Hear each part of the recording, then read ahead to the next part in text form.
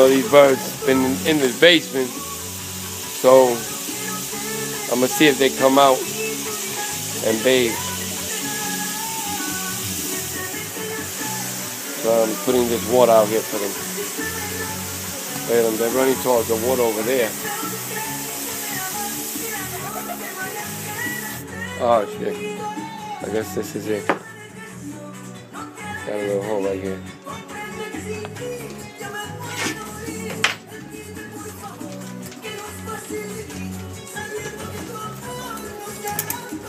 I'll take a burner. Put them right here.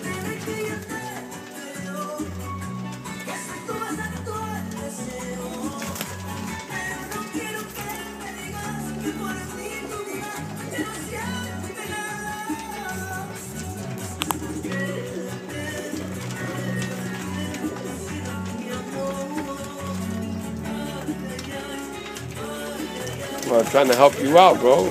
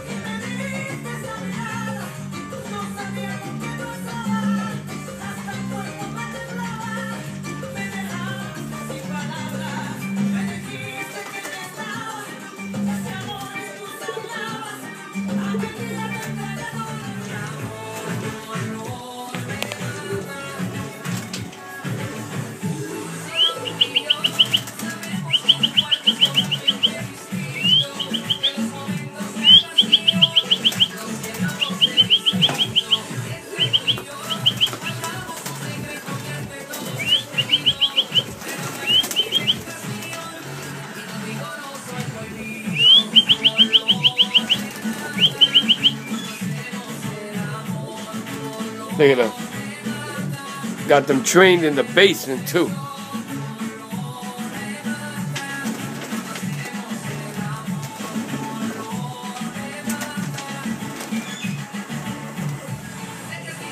They feel good now. They haven't bathed. They were breeding all this time. Gotta put the little swimming pool out for them.